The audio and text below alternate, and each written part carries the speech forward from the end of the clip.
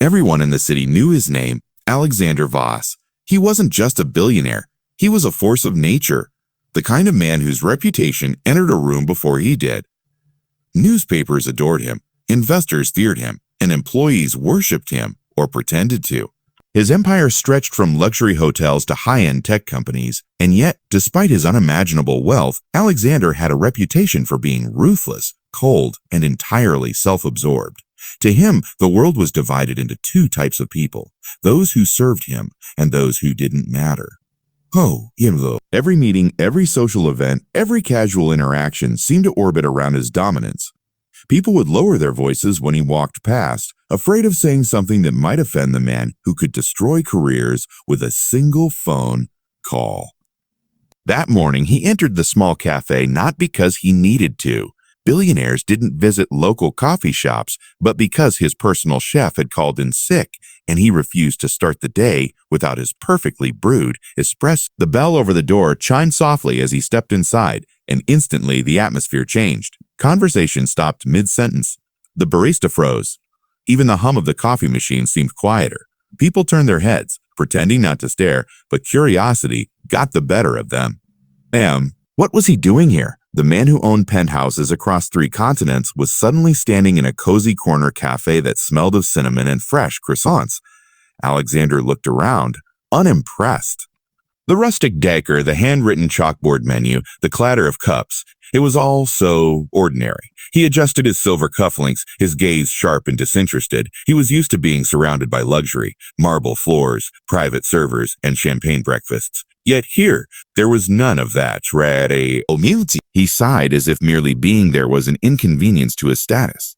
His bodyguards followed closely behind, scanning the room as though the place were full of threats instead of students and office workers. He took a seat at the corner table, not because he liked it, but because it offered the best view of everyone else, a subtle reminder that he was still in control.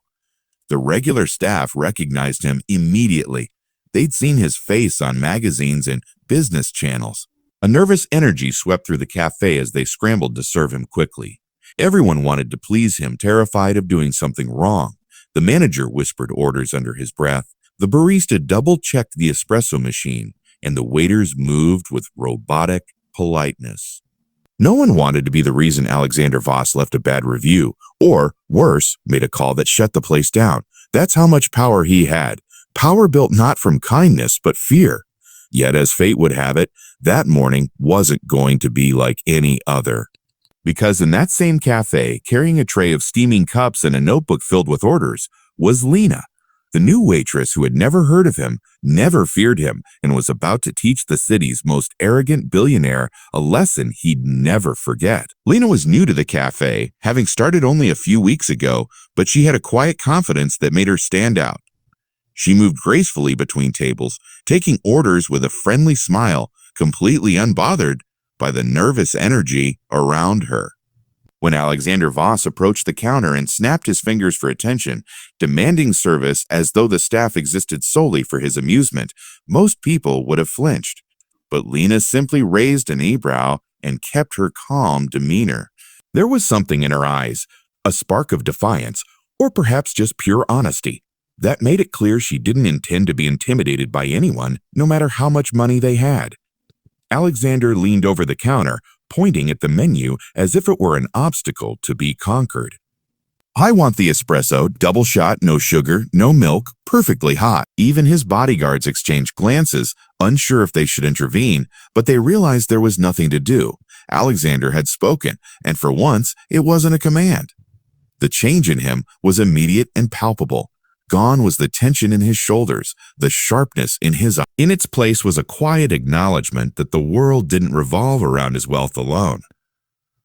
Lena watched him carefully, her expression calm but observant, as though measuring whether this moment of humility was genuine or merely attack. Alexander, noticing her steady gaze, nodded slightly, a silent gesture of respect he had never offered anyone before.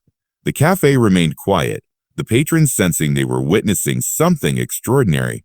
It wasn't just a billionaire humbled, it was a man beginning to understand the value of empathy, the power of kindness, and the importance of treating people with dignity.